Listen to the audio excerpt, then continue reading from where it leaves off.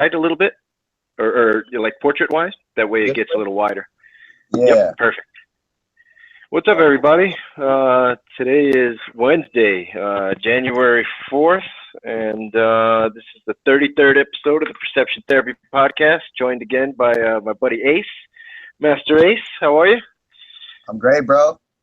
Good to be here with you. Good to hear, man. Good to hear, man. Hopefully the new year went well, and good continue to happen for you this new year. Thank you much. Yeah, man. So we spoke the other day, pre-UFC 207, and I was dying to get you in here to discuss that, because I feel like you're one of the only people I know qualified to talk about this in depth. You know, you're the only one that's been through the ringer. Yeah. And well, everyone's qualified on social media, man. You can get a bunch of opinions. That's exactly my point. You know, of course, I have my opinions as a fan, but my opinions as a fan is just that. You know. I don't even put my opinions out there anymore, man. No, yeah, man. I was dying to hear yours, because wow. Because everyone has one, you know. Yeah. No, I mean, you know, had I done a prediction video, I would have absolutely said Nunes, but I would have said Nunes probably second round. You know, but wow, what a fucking monster she turned out to be, man. Holy shit. Yeah, it's scary, bro. Beast mode. It's really scary. Beast mode. And to think, man, I mean, just a couple months ago, she retires Miesha Tate, you know, and to hear Miesha Tate tell it, she hit her flush, and she decided at that moment, you know what, I don't need to do this anymore. And to hear that from a champ like Miesha Tate, dude, that's nuts. Yeah, I think there's some fighters that just like, we're all human, you know what I mean? So you hit the right fighter, the right time, you know, they're not a fighter anymore. Like, it just sometimes it's just too much, man. I've been in moments where I've been hit really hard, and I was like, damn, bro, that shit hurt, you know, like. Yeah. So, and I think in Ronda's case, I think she just kind of got caught early on. You know, I think Amanda still would have won. Right. But I think maybe Ronda never even got a chance to even do anything. Like, she just got so stormed so fast, and just, it wasn't even a fight, you know? Yeah, once you get rocked, everything you know kind of just goes to the window, you know? Yeah, your muscle memory takes over. At the same time, you know, I don't know if I'm sure you saw the Dominick Cruz fight, Cody Garbrandt. Wow, man. What a fight. Crazy. What a fight. Beautiful fight. From both fighters, man. It was an amazing match. You know what? It was funny because. Go ahead. Yep. No, go ahead. No, I was saying that I was watching a lot of the reviews from, you know, Boss Rutan, Kenny Florian, some ex-fighters, and they were all saying the same thing. You know, I mean, yeah, when you get rocked, it's terrible.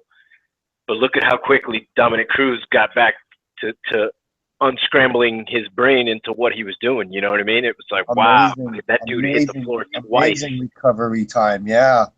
Flat, hit the floor twice, and just before he was even fully laid out, he was already scrambling to get back up. Amazing. Unbelievable. Man. I mean, I don't know. There's a lot of physiology that goes along with that. You know, like you were saying, man, we're all human beings, right? If you hit it the right place at the right time with the right amount of force, that's it. You revert back to just being alive at that moment and struggling to survive. Sure. It was amazing to see those body mechanics take over for him. He was just unbelievable.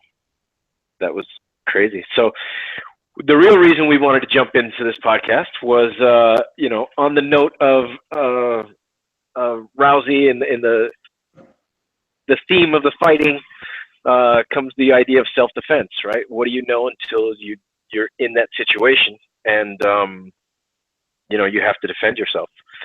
So I saw a post that you had shot out for the Lotus Club that you're going to be doing. I'm sorry, I'm going to go ahead and let you tell it, man, because you're the one with the program. So let's hear it. With the new program with the women's self-defense. Yeah, it was just I've actually thought about it for a while, and some schools actually offer it. One of the Lotus clubs out in Arizona, they do it, and I was like, you know what, this year I would like to, one, build up the student base, and two, kind of give back to the community. So I figured, Saturday we have our open mats, 12 to 2. So I wanted to get in there a little bit earlier, and teach a free women's class from 10:30 to 11:30. And, for some people that are into martial arts or self-defense, it could be pretty like basic, I guess. But there's a lot of people out there that just don't know that basic stuff. I mean, there's a lot of stuff out there that's basic to most people on other levels, but I don't understand that stuff. So, if I could give back, to the women and just have them be more aware, of their surroundings and how to defend themselves if they ever have to, God willing, they'll never need to. But, if they ever do, like, I would like to have that mindset and that peace of mind that they at least know how to defend themselves, And I think, so I'm excited to do it, man. I think it's going to help me grow as an instructor. And, maybe through their stories, I could learn how to kind of really, strategize ways to just avoid confrontation altogether. I mean, I spend a lot of time with my kids, teaching them like the correct body language and eye contact and how to shake hands, like simple stuff that I don't think kids are learning these days. So yeah, it's awareness, and so I really want to implement that into the women's program. So yeah, no, absolutely, man. It's about promoting to the fact that you're aware of the situation. There's predators and there's prey, and when you let the predators know, hey, listen, I'm aware of you, it completely, not completely, but in most cases, it'll neutralize that situation. And that's something I've spoken about that with my daughter. We're in a new place. We moved to Puerto Rico a year ago, or more than a year ago now, and she's gotten to see both different sides of the custom, and where we live, there's some areas where you have to go through that are, you can consider them shady, right? Yeah. And it's the same thing with everyone. There's people in situations, and depending on what your situation is, depends on what you're liable to do. And when you come from desperation, that's, you're just more liable to do something. And,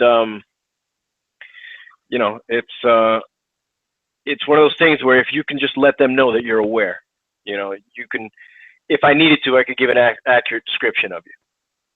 Yes. If some shit goes down here, and that's what I try to teach my daughter, because kids are not going to, at least a 10-year-old shouldn't be defending themselves against grown people, shouldn't be.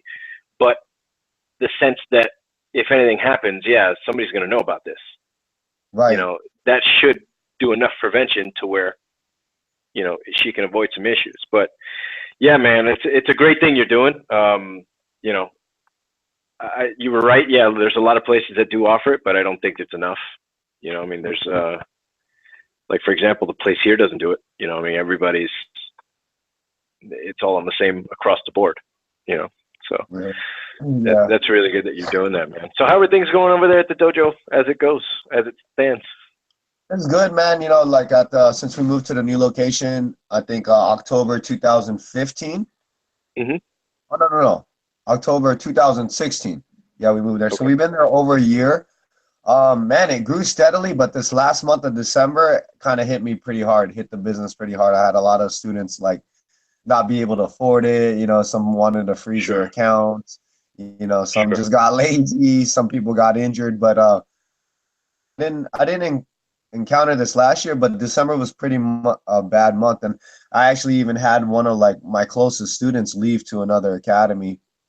Nothing bad about me. It's he just wanted his kid to be with more kids. I don't have a huge kids program. I usually have like 5 kids in the class, and they wanted his son to be around like 20 and 30 kids, and that isn't something I could do. So for whatever reason, it's kind of like you, training with me for 2 years, you and your daughter, and then you guys just deciding to go.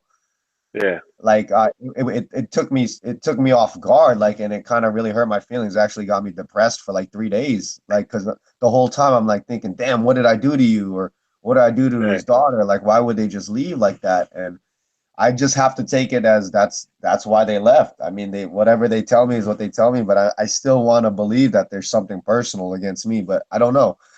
Yeah. So I was dealing with that, but I mean, since the beginning of the new year, I started took me out of my comfort zone. So I started adding more programs. I have a strength and conditioning program that goes on in the morning now. And that's, helped me to draw in more students.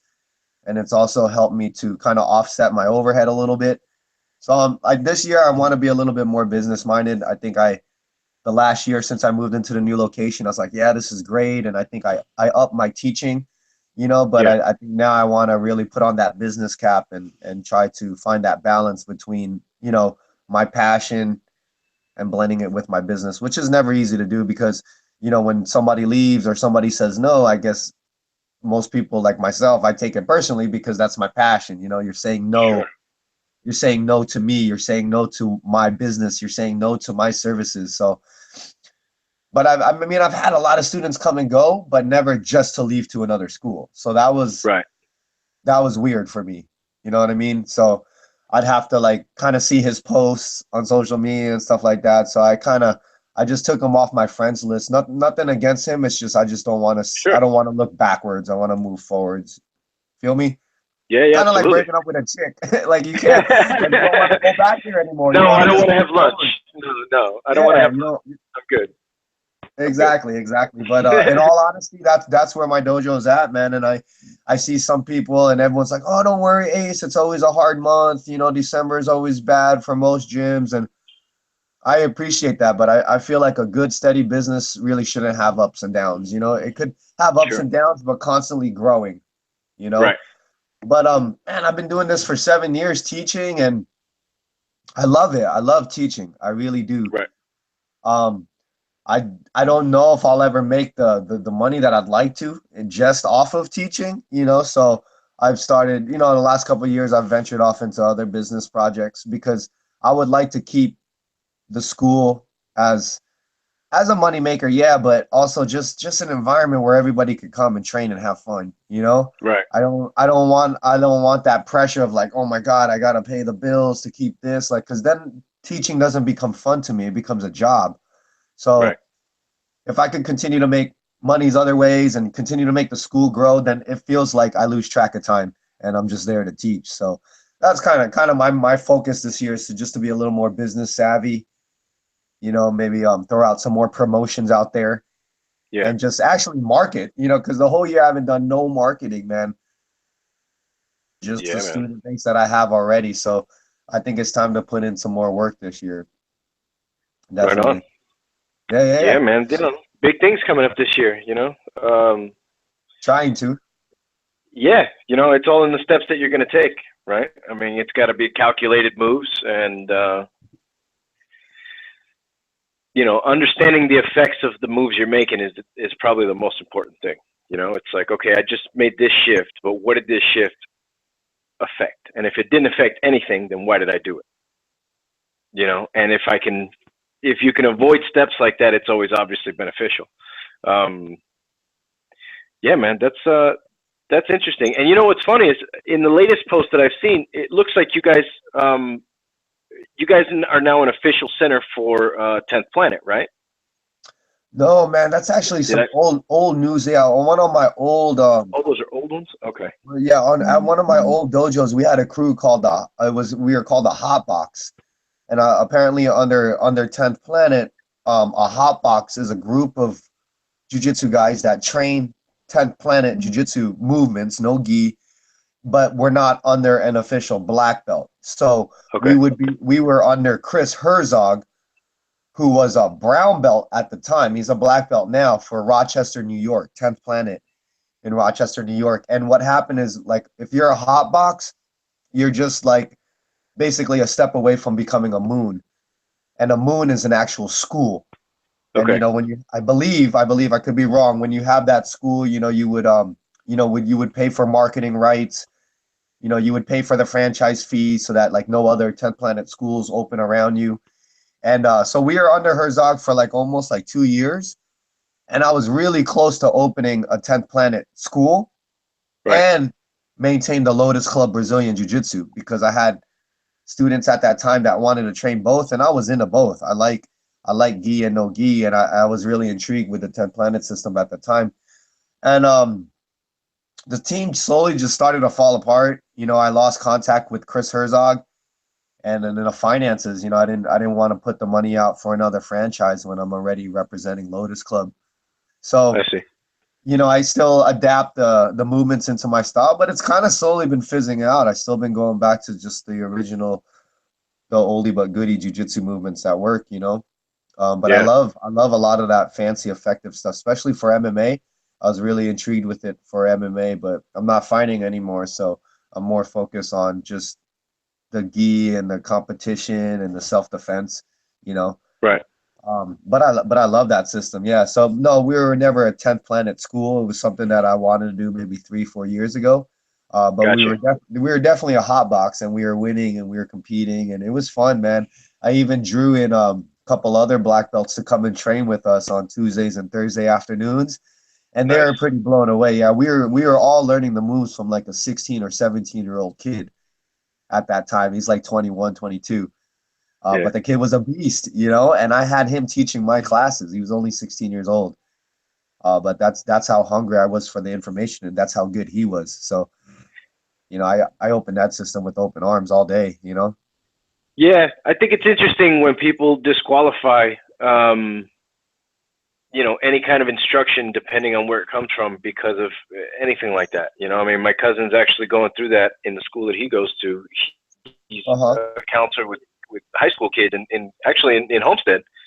And, he's got PhD psychologists that are supposed to be working with these kids that don't understand him nearly as well as he does just because he deals with them on a day-to-day basis, right? He's got that connection with these kids that makes him understand them better than this guy who's had his head in a book for, 10 years to become a psychological doctor. And it's like, yeah, man, I mean, don't disqualify just because you don't think he doesn't meet your criteria of qualification, I mean, and that's, that's just another important lesson that, look, 16-year-old kid to teach, that right there shows the open-mindedness that, listen, this good information can come from anywhere. Absolutely. Absolutely, man. That's just nuts. And that's crazy, dude. Yeah, the focus on the MMA for jiu-jitsu, it's, the last time we had the hangout, I was going from UFC 1 through all the way through 200, and I was trying to get there before 200 hit. Wow. I ended up making it all the way through regardless, and I can't wait to see Damian Maia's next fight. Oh, man. Watching all of that. Dude, I'm so psyched to see his next fight. Who is he fighting? I have no idea. They haven't announced it yet. He's waiting in the wind. He should. I mean, he's had enough wins in a row. I think he's up at 10 right now. He should be looking at title shot, but I don't know, man. I'd like to say him and Woodley. Yeah, 170. Him and Woodley, yeah. That would be insane. Can Woodley catch him, and can he out wrestle Woodley?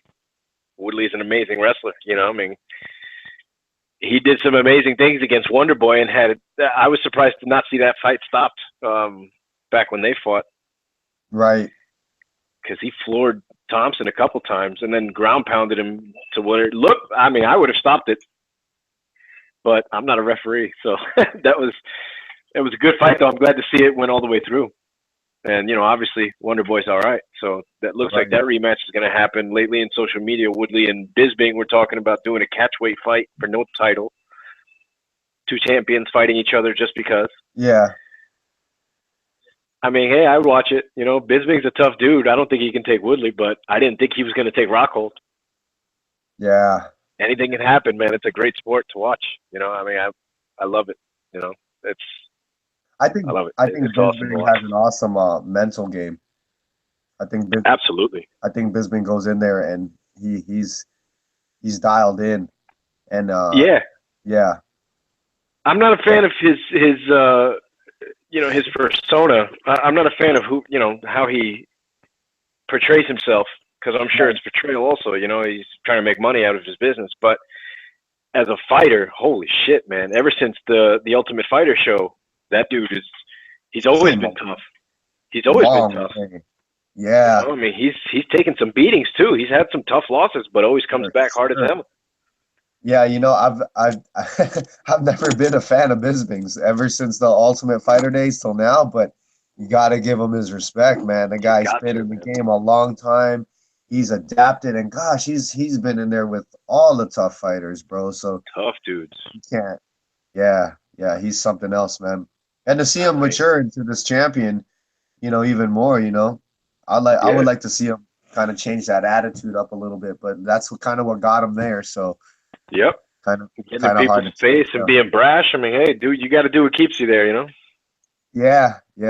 So I get it, but yeah, I mean, it's as a fighter, man, he's been amazing.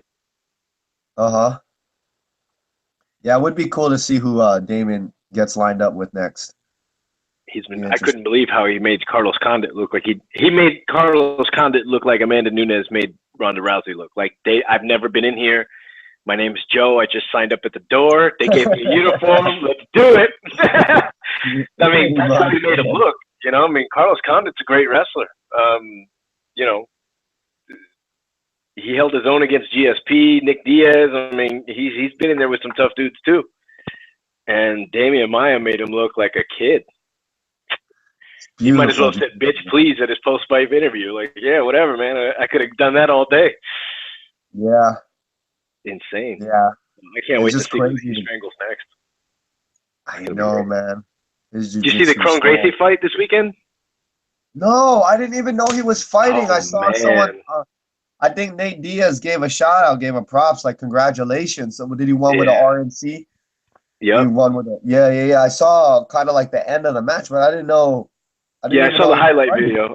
I have the Fight Pass, so I'm gonna go back and watch the actual whole event. But oh, I got it too. Yeah, I should go back and watch it too. Yeah, it was the Ryzen event this weekend, and I only saw the highlights. But oh man, did he look good! Oh, I'm sorry. You know what I saw? I saw the Gracie breakdown of it, and in the Gracie breakdown, they showed plenty of highlights. Great fight by Kron, man, and he's gonna be once he gets his striking up to par. He's going to be a beast in the MMA. I'm assuming the run is to make it to the UFC. Yeah. But from what I'm hearing online, I mean, he's making a shitload of money with with his last name in Japan. So, they're not restricted by Reebok to do any promote. He's got his flag up and he's promoting himself, and he's trying to live that dream, man. And he, so far he's living in the footsteps of his old man. Good for him. Those are hard footsteps to fill, man. Those are extremely hard footsteps.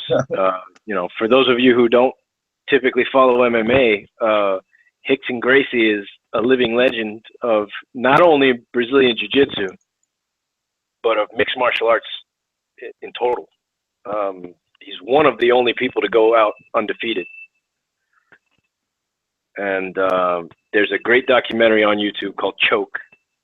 The Rickson Gracie story, and check that out. It's awesome. But yeah, it was cool to see the living legend there as well in his son's corner. They look so much alike, and it's funny because my father just posted a picture of me on New Year's when I was about 5 or 6, and I've always heard it my whole life is how much I look just like my father, but to see it in the picture, it was like, whoa. All I'm missing is his hairstyle and the fact that he didn't have a beard. Like that. Other than that, it's the same guy. Nice. So it's funny to see that happen all over the place. I mean, I see it more and more. Friends with kids, my wife and her family, they're all splitting images. It's like you took a piece of wood and you cracked it and splinters fell everywhere. Right. Like, shit, that's who they are. But man, it's cool. But yeah, dude. What else is going on over there? How's Miami this time of year? I heard you guys had a cold day last week. Yeah, man, it's a good thing it's been cold lately, bro. Like, I mean, over here at my house, like we've still been dealing with construction. As you can see, I still got stuff like, halfway put together, and I added like a whole bunch of extensions. So it's like just dealing with the construction, man. It's like this February will be 3 years of construction. So we've been at it for a while, but I mean, outside of here, I'm still focused on the dojo. Family's doing good. Everybody's healthy. Good to hear. But yeah, it's a good thing it was cold because we were out of air conditioning for like a month and a half because we were putting the new AC in, and yeah. So just dealing with a good time of year to do it. That's for sure. Yeah. So it worked out. That worked out in a sense, Yeah. My pops is here on vacation, so it's nice to have him in town. Nice. I'll be going back to Seattle on the 8th. I'll probably go back to Seattle in March for some business. I'm supposed to go out to Mexico in June for like a huge family trip. Oh, cool. Like saving up for that. More the next 90 days, I have these goals with the dojo that I want to just build up the student base, you know. Yeah. Other than that, man, just living life, bro. Enjoying, chilling, That's relaxing awesome, when I can. Yeah. That's awesome. Yeah. Yeah, dude. Just I've been sharpening that stone here. In December, we had I've been trying to build lacrosse here, and in December we Yeah, got I saw invited that. to our very first school, public school at that. Cool, man. How'd that go? And the fact that it was great, man. The kids were loving it. I mean, it was, I showed up with sticks and they were all like, what's going on? And it What was are cool these? because I walked in behind the athletic director. So all these kids are outside at the recess park and they're all just looking. And all of a sudden I'm walking through with this guy. Obviously, I've got my logoed shirt on. I've got all these sticks in my hand and I'm carrying a bunch of stuff. And they're like, what the hell's going on? So now I'm seeing like all these little hives of kids like start to gather. Like, Oh what's yeah. going on? Oh yeah. Walked back out to the car, brought the goal in, brought equipment, and everybody's like, "Whoa, more sticks!" Like, "Whoa, what's going on?" So then finally, they broke ice and started asking. I was like, "All right, who wants to learn a new game?" Oh yeah. Boom, here you go. Everybody gets a stick. As many of you can get a stick, get one. Threw out the goal, put the helmet on, threw the goalie stick in my hand. Like, dude, I had them shooting at me by the end of the day. It was. I mean, I was only there for maybe an hour and a half, but out of it. And I heard that the director got a lot of good reviews from students, from the faculty that were in attendance, and it looks like we'll be invited back out. So I'm excited, man. Nice, Yeah, bro. I'm excited, man. We got our acceptance into the Federation of International Lacrosse. We're the 56th member as Puerto Rico Lacrosse. And the January 7th in Boynton Beach, there's an assessment going on for all of our off-island who will hopefully be participating in the 2018 World Games in England. So, a lot of things coming up in the short future, so it's a lot of building, man. And what we're doing here is, what my focus here is to try to build the kids to learn this game so that by the time the 2022 games come around, or knock wood, we get invited into the Olympics again, because it used to be a sport in the Olympics and they removed it. And there's been talk about getting back in. Hopefully that happens.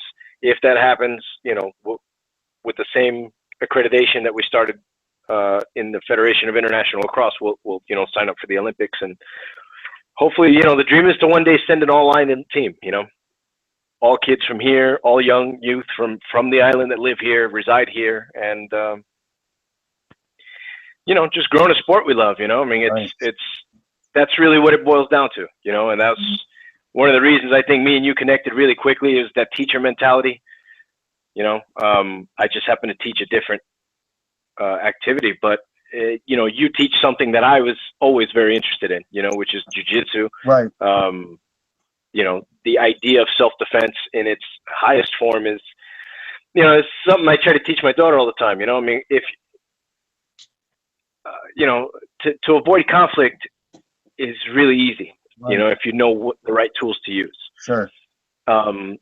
My stepmother, from when I was a kid, I reconnected with her on another podcast, and her kids ended up going to a jiu-jitsu class in Virginia, where she lives. Okay. And she said that they absolutely loved it. I guess one of them was having a problem in school. I guess I would assume in the area they're in, maybe there's some friction there. And I told her, I said, listen, a really great thing to do is to get them involved in that. I'm sorry, there's a huge truck trying to pass down this street and might make a little noise. But, get them involved in that, see how they like it. It's a great way to teach kids to learn how to defend themselves without learning how to attack someone. Totally. And that was, it was like, you want to master the fact that your kid's not going to be bullied and not bully somebody else. you can't go wrong with a martial art that teaches you how to defend yourself instead of attack someone. And it's a conversation I have with my daughter all the time. It's like, you're not really in trouble, and you don't really need to use this until someone has a hold of you. Right. If someone's striking you, obviously you have a problem. You need to move and get out of the way. But the fact that they're not holding you means that you can absolutely do just that. You can slide and move out of the way, and if you need to, run. Yes. Especially if you're outnumbered. But it's when they grab a hold of you, and it's like, oh, so now you just did me a favor, Yeah. Thank you. Now you just made it easy for me. Now we're in my world, and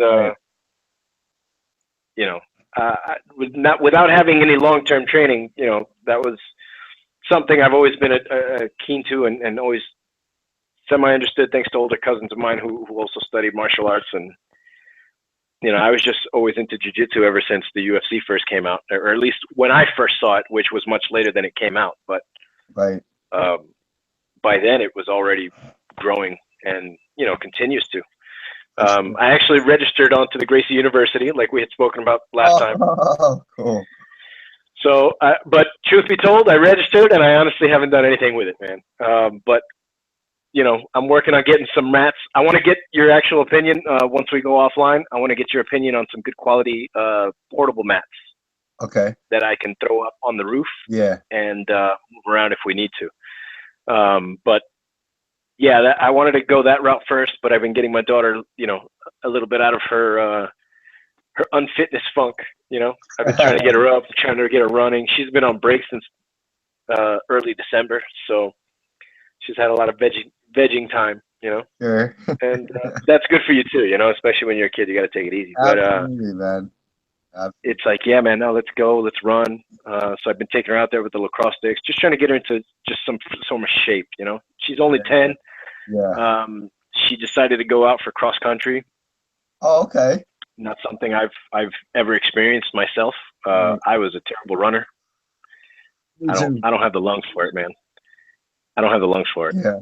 I'm out of breath real quick. I'm good at sprinting. Yeah, I'm good at sprinting. I can get 100 yards real fast, but don't ask me to do it twice. I can't do the circle. I can do the sprint. I'm good.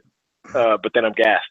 So, it's been interesting trying to teach her that with what I know about running now that I've been, as an older adult, analyzing it in the sense of coaching. Yeah. She did really well for someone who's never done any kind of competitive running. Nice. Without any training, just, okay, go. And, everybody's like, yeah, most 10-year-olds should be able to run. Yeah. And they all finished, but she was right in the middle of the pack. The young lady who won was, it was very obvious from the get that she was serious about hers, like she came to win. Right. It was like, okay, that's cool. She knew how to pace herself. She never broke pace at all. Boom, first place. But then there were the other kids that were just gassed at the end. And, I was proud of my daughter. She was right in the middle of the pack. But again, like I said, she's never done anything competitive like that. So right. Now that I know she has that interest, it's like, all right, cool, let's get out there. Let's get you running. That way you don't gas, and that way you can, hold a good pace at your comfort for as long as you want. And, the good thing about lacrosse is that it gets you up and moving to do that. So it's a good first step, to getting her to that fitness shape. And then once we get the mats, I'm sure she's outgrown her gi at this point, so we'll probably go no gi up on the roof. Yeah. But I'm looking forward to that. I'm looking forward to that. Nice, man. Yeah, you guys will both learn together, and it'll be like good bonding for you guys. Absolutely. See if you can get your wife involved too. Yeah, she's shown a lot of hesitation, but it's like, all right. I mean, it's not for everybody. It should be for everybody, but I guess it's not. You can't force the horse to drink unless you drown it, right? But hey, bro, let me ask you, the school that you went to, how did you go about making that happen with the lacrosse? Actually, I have to be honest, that was my wife's doing. My wife's coworker is the girlfriend of the gentleman who was the athletics director at the school. So my wife naturally does what she always does, which is just talk about what we're doing. promoting what we're doing. And her coworker was like, well, my boyfriend, does this. And she was like, well, let's see if we can get them together. And, he met up with his administration team. Like I said, I didn't know it was I don't know if I mentioned, but I didn't know it was a public school until after. I thought it was a private school when I showed up because it was a Catholic school. And I guess in my mind, all Catholic schools are private. Right. I guess I was wrong on that one. But, I showed up and he was like, well, yeah, I met with my administration team several times and, we had a final review this week. We looked at the website that you guys had up. We saw some of your videos and, we decided to go ahead and just do it. You were doing it for free, so it's not like we had to pay you. And, all the kids are covered by the insurance of the school. So, no harm, no foul, right? And it was like, all right, great. And, I met with the principal or with the dean, and she was very receptive. She was extremely happy to be the first principal to accept us into a school. She saw the website and she sees what the vision is for our program to bring to this island, this sport. And she was extremely proud to have her young kids be the first part, of that moving, part of the machine, man. Because that's what it takes. It takes one school to do it, to adopt it, and then it starts to bleed into the system. And I've been trying to arrange a meeting with he's the director of all athletics for the island. So I've been trying to arrange a meeting with him as recommended by the director of athletics for the school. And he says that he controls everything. So you go to him, you present to him your program. Obviously, you're trying to do something for the betterment of Puerto Rico with what the issue that I foresaw that me and my partners had spoken about was financing. And the only reason that that's always an issue is because you need equipment. Lacrosse has always been looked at as one of those prep school games that, only the highest of preparatory schools that have public fund or, private funding are allowed to play. In the last 10 years, or at least since, that's a lie because I've been at a high school for a lot longer than that. When I was in high school, it was really starting to bleed into all of athletics through public schools as well. That's why I was able to play in public high school in Florida. Several public high schools now are having it down there. And it was at that time when I was in high school, it was thought of as a Northeastern game. Oh, this is only something guys in Massachusetts and Maine play. And, when it comes to that, no Southern team is ever going to be. And, now we've had that Southern rivalry where Southern teams are actually competing on a higher level than the Northeastern teams who have had the year's wealth of experience, and it's simply from coaching a different style. The Southern teams play a little faster. The transition game is a little bit more speedy. So I want to bring that same mentality here. And something that I always noticed that worked well when I worked with the club team was teaching the boys how to play the girls team, teaching the boys how to play girls lacrosse, or at least in the mindset of girls lacrosse, makes them better at boys lacrosse. Because the girls lacrosse is more of a mental game. And I don't mean that as far, they're both mental games, but the girls, they don't allow physical contact, no hitting. So it's very light stick checks. And if it's not stick to stick, penalty. I always thought that was brilliant because the men beat the living snot out of each other with their sticks, and very few times the penalties are called.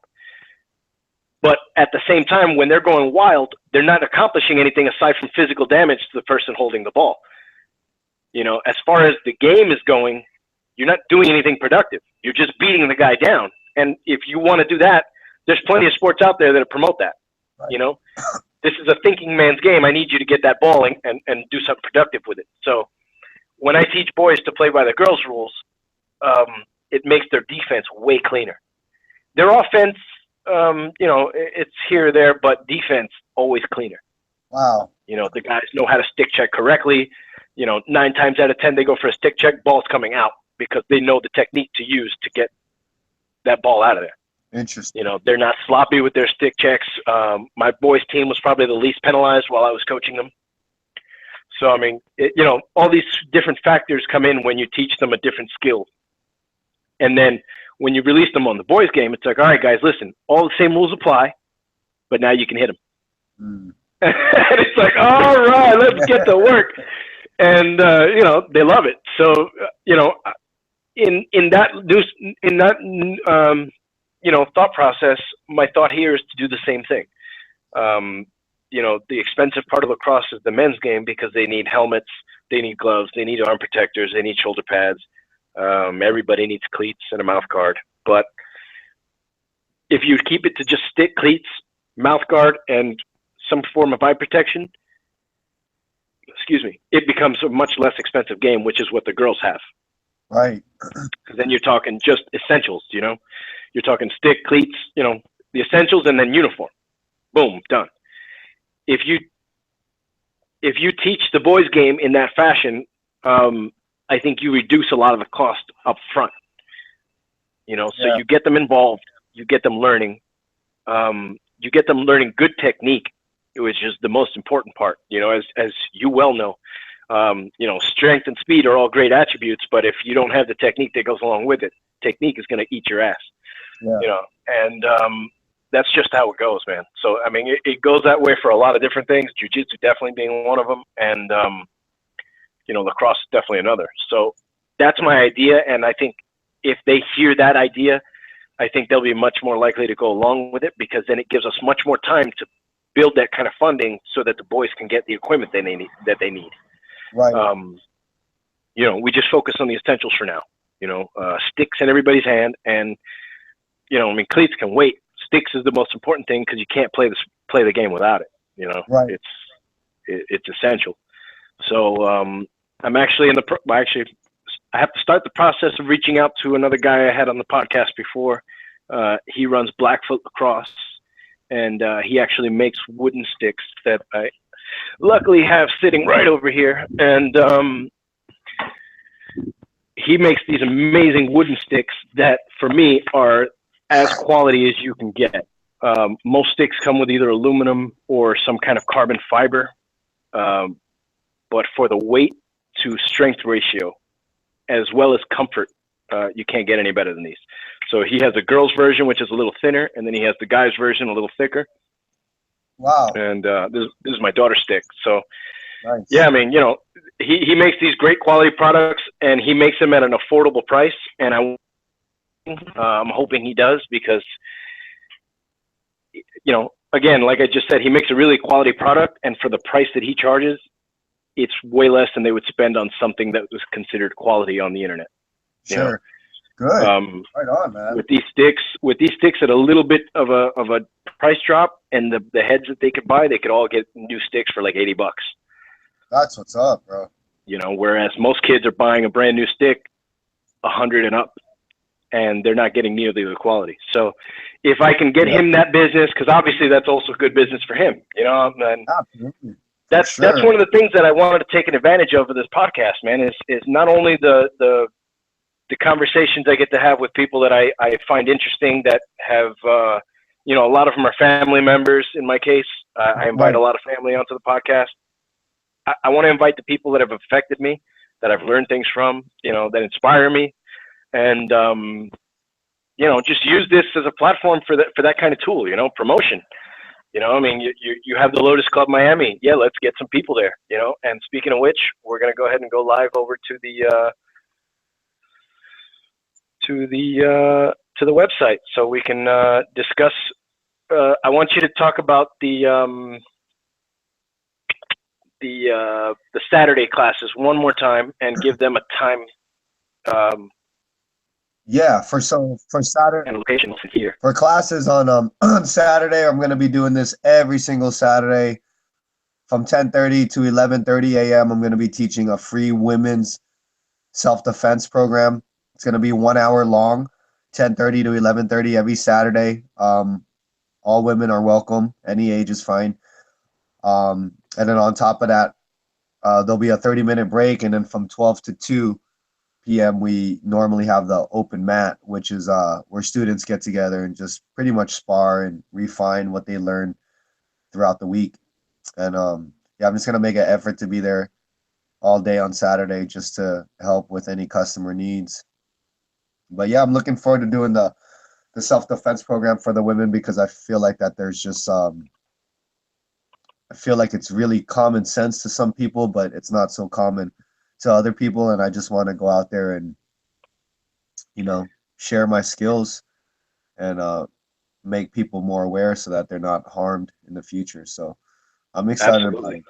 Yeah, it's gonna be next For every those of you Saturday. watching on YouTube, I have their webpage up, and it's, I don't know if you can see them. I'm hoping you can see their map widget here. Let's see if we can get zoomed in on this. I want you guys to see how close this dojo is to your area, because I have a lot of listeners in Miami, and if you can get to this place, I can promise you that the lessons you will learn there will impact you greatly.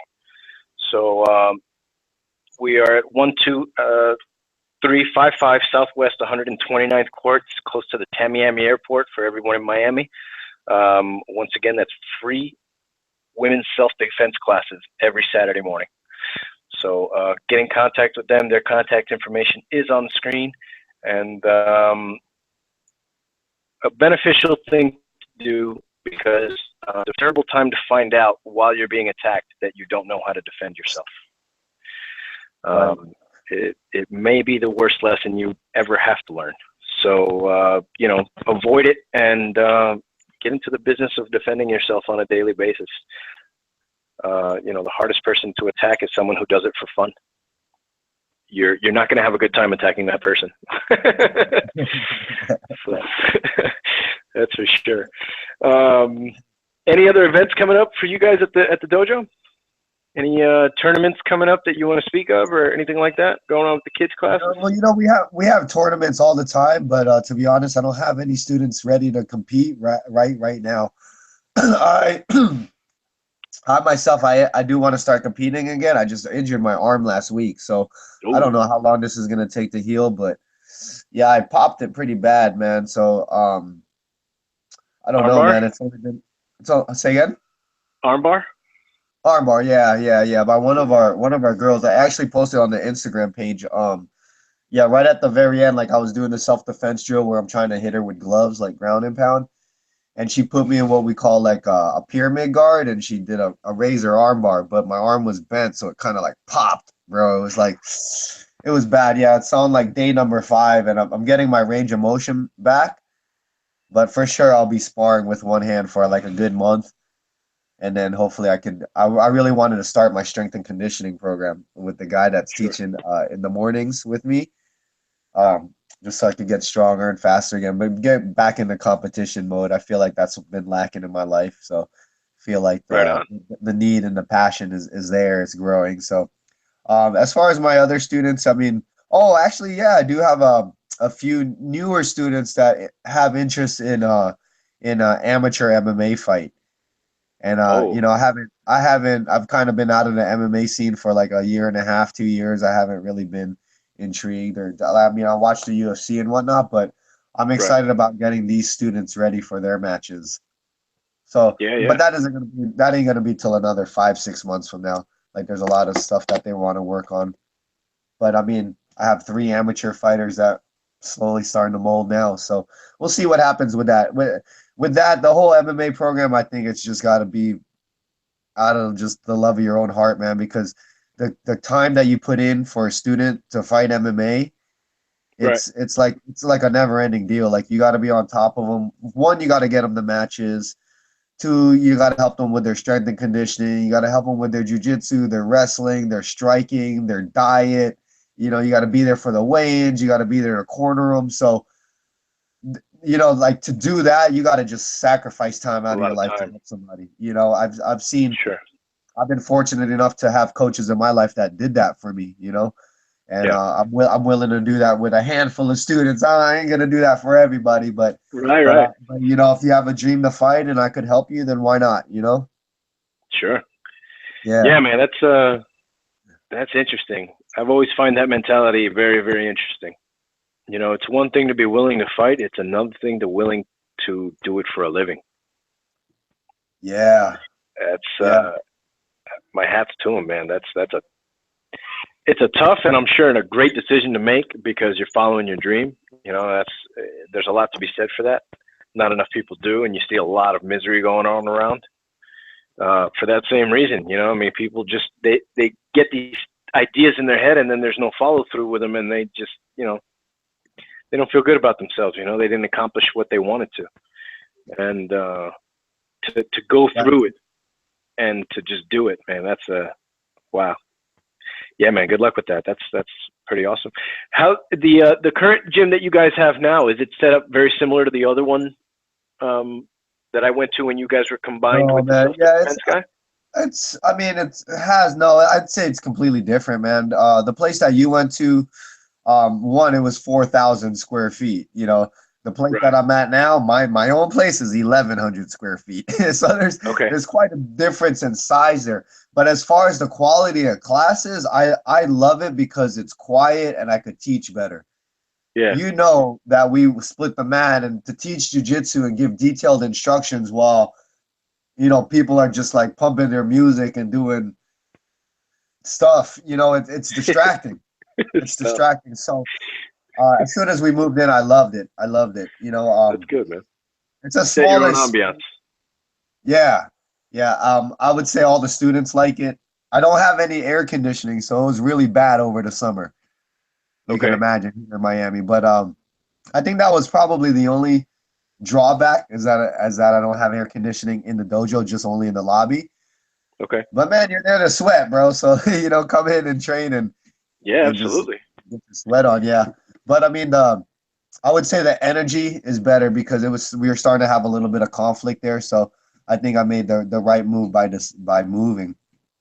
I was a little sad that the brown belt Professor Tom that was with us that taught the classes when you were with us, you know, he had to go to North Carolina right around that same time. So our plans was to open a school together, which we did.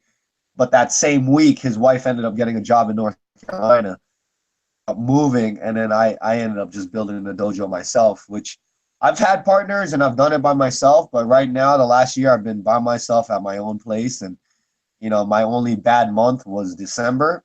Other than that, it's kept growing. But I would have to take some credit, you know, with that is that I didn't do enough. You know, I didn't do enough. I didn't do any marketing actually throughout the year. So this year I'm going to ramp that up. So I'm excited to kind of step out of my comfort zone and promote. I don't like promoting my stuff. I don't know why.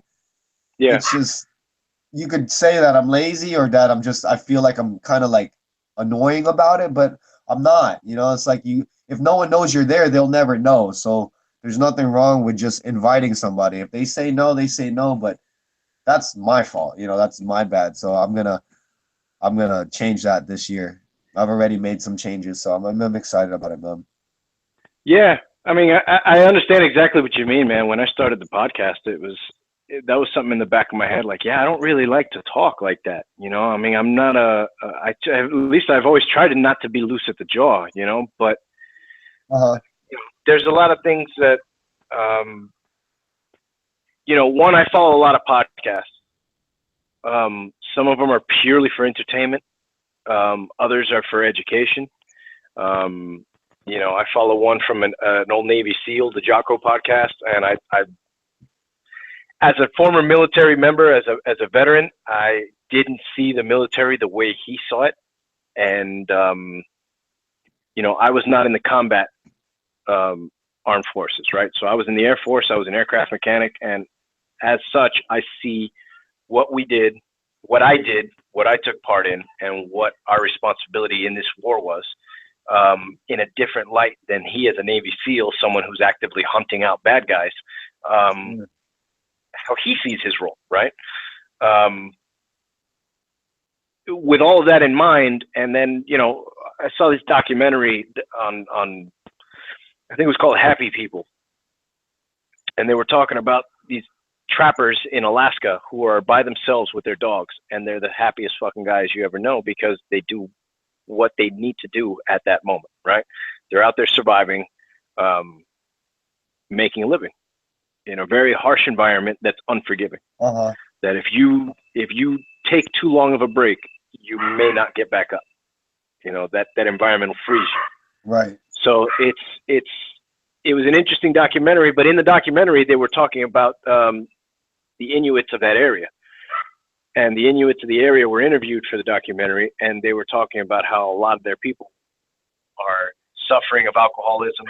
A lot of them are suicidal, they're depressed. The vast majority of them are broke because they never took to trade. They were, to hear them say it, and then to hear, they bring in the grandmother of one of the Inuits, and she, by her own proclamation, was like, when I was a little girl, there was 7 families living in the same household. So you learned not only your lessons, but you learned everyone's lesson in the household. And by that, you were wiser. Typically, you had enough family to where the family had a trade, and you would learn that trade and become a craftsman at this trade, and therefore become necessary. I don't remember the full details because it was a while ago that I saw this documentary, but basically leading to the fact that our history is not teaching us enough to lead our own lives with content. And with all that in mind, it was like, all right, well, I'll start the podcast. I have not a personal wealth of knowledge. I have a pool of knowledge that I pull from everyone I've met in my life, right? From my family members who, torment aside, afflictions aside, still strive. They still come out on top. I know a lot of entrepreneurs like yourself, some other guys who, looks like we lost Ace for a second. We'll see if he's back. But, these were the reasons for starting the podcast, to get information out there, to hopefully teach something to somebody. And even if not from my mouth, then from the interesting people who I do know. Hey, what's up, man? What's up, bro? I'm sorry about that, man. No worries. So I was saying, with all that in mind, I started the podcast to just push information. I have a wealth of it because of the people I've been fortunate enough to grow up with, to meet like yourself, to meet on the internet, like some of the other guys that I've met, like Max at Apollo, people I admire, and to get their tidbits of information out. If my podcast can be at least a little bit educational, then great. I do like it to be more entertaining though, mostly good stories and good information. Right. But, it's been a learning curve to try to get this thing to evolve from that to just, having good conversations, but all right, you know what, let's make this shit work, man. I pulled this guy onto the podcast because he makes these amazing sticks. Well, shit, I'm also doing this podcast to promote what I do with lacrosse. Why not marry the two? Let's throw this entrepreneur some business, and at the same time, I'm helping my cause here. Absolutely. Absolutely. To help anyone find your self-defense school, to find your Brazilian Jiu-Jitsu school, is a benefit to them. I just came from Miami. We just moved from there a year and a half ago, and I have a lot of family there. My sister lives maybe about 5 minutes of a drive from where your school is. Right. If I can get her to dedicate herself to a Saturday afternoon, maybe my nephew will get to go too, and her husband will get to go, and her daughter will get to go, and now you've got a little group of 4 people with 2 extra kids that are in your class that are learning something beneficial for them, beneficial for you. Everyone wins. You know what I mean? These are the things that I'm finding are beneficial of having a podcast, and I want to take full advantage of it, and in a way that I never thought I was going to be able to. I just wanted to have something entertaining that would not only be entertaining for me, but anybody watching, informational, and then in some cases, so here's a good victory that the podcast had that I did not foresee happening, right? A lot of people gave me shit for the way oh, dude, you sound so pretentious with the way you named your podcast. Nah, man, it was easy for me to say it that way because it's the life shifts that I've had in the way that I think about things. And then, I've been forced to go to therapy, both by the Air Force, by my mother. I never found either one of those beneficial. Therapy is a real thing, but when you're forced to do it with someone you don't know and trust, it can be very awkward. I think you learn more about yourself and more about the person you're talking to by just having that back and forth. There's a lot to be said for that. And one of the biggest victories, and I'll say, even if it's the only one, my stepmother, who was married to my father from the time I was 4 till I was about 12, and my mother never got along. Obviously, you know, that statement usually goes without saying why that's a bad situation, right? Right. The other day, my wife posted a picture of my mother because it was her birthday, and you know, she tagged my mother in it, and my stepmother saw it, and they both sent back and forth blessings for the new year in 2017. And that is something that, hey, you know what? Call me whatever you want. As a 33-year-old man, a tear came to my eye when I saw that post, and I was like, dude, these two women. I won't say that they hated each other because that wasn't the case, but they definitely almost never saw eye to eye, except for one time when my stepmother had come to Miami after she had already separated from my father, and she was in Miami, and my mother allowed me to go hang out with her for the day. That was the one time that I thought they were on cool terms, but other than that, you know, it was always usually some static. So that was, you know, really nice to see. They both watched each other's podcast that I had with them, and they found out a lot about what they didn't know, you know, and I think that the more you do look into things you were unaware of, you know, that's just beneficial for everyone.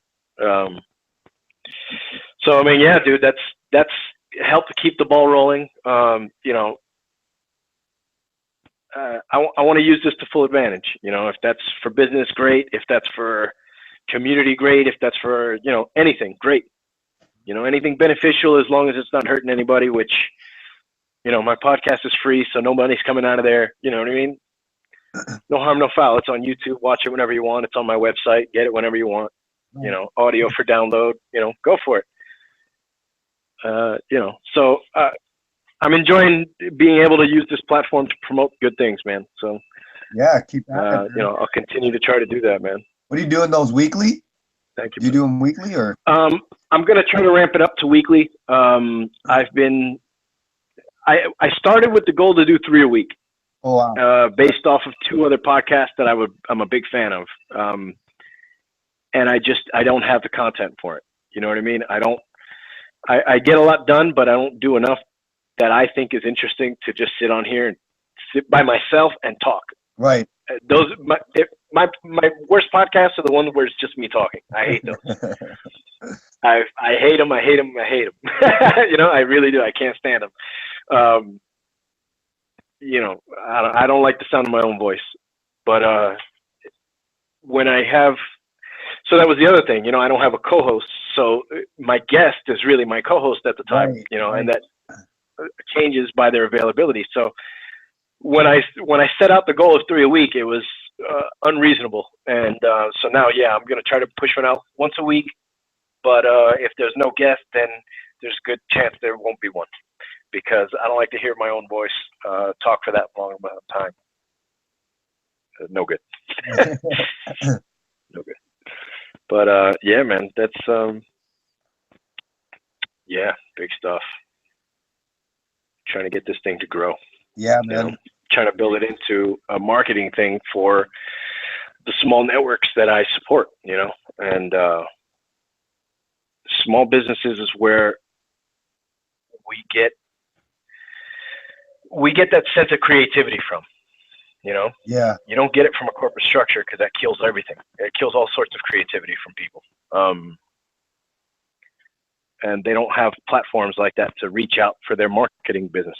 So, you know, if I grow the followers of this podcast, that's one other benefit of doing that, you know? For sure. For sure, so, for sure, man. Yeah, man, just trying to keep the ball rolling, man. Try not to get stagnant, you know? I've been building a lacrosse stick, trying to shape after my mentor here from a tree that we chopped down in the backyard. Yeah. And it's been cool. In this transformation with this field across the street, this farm that owns the plot on the other side purchased it.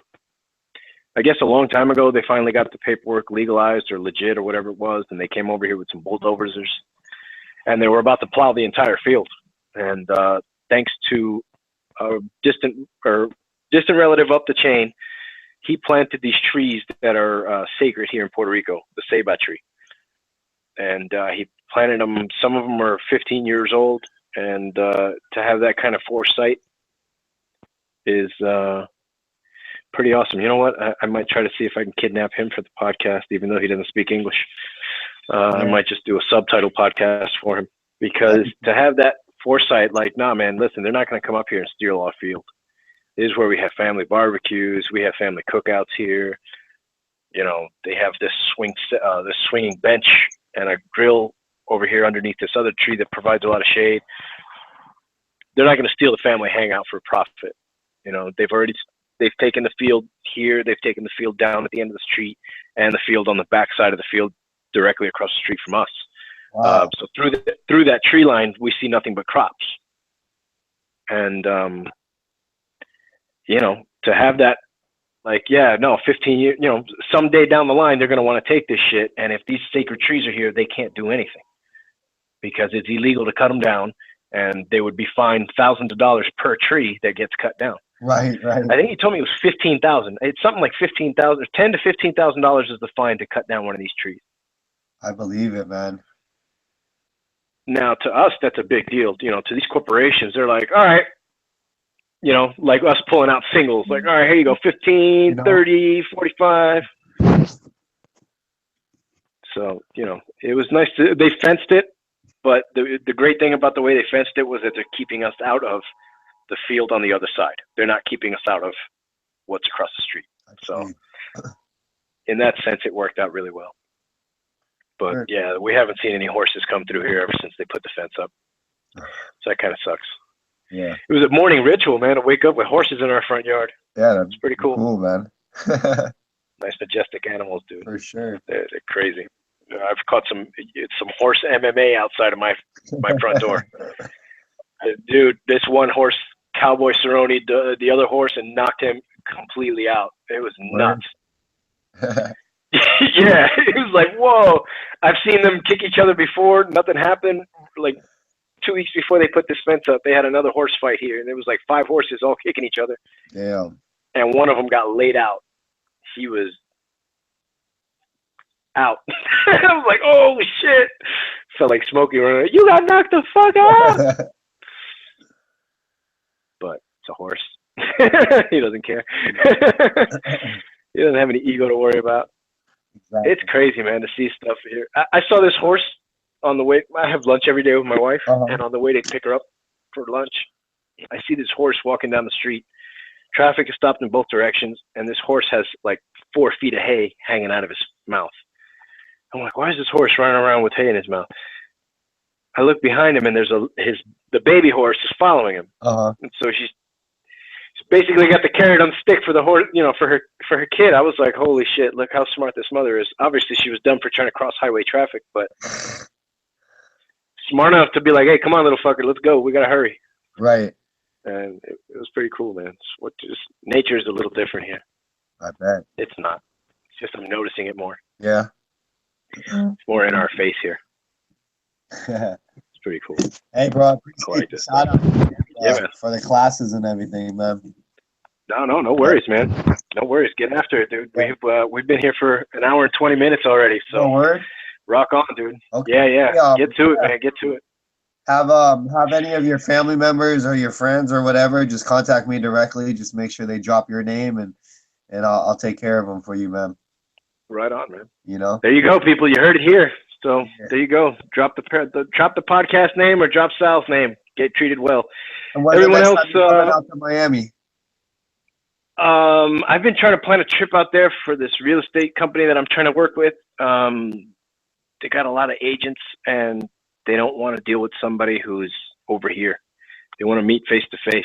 So it's in the works. I just don't have a set date yet. Okay. But I'm working on that, and as soon as I do, definitely rolling out to the gym. Yeah, bro. Yeah, it'd be good to catch up. Getting the roll on, man. It'd be good to catch up. Yeah, dude. Absolutely. But yeah. All right, everybody. We'll catch you guys next time on the podcast. Until then, be good to each other and keep enjoying this new year. Be well.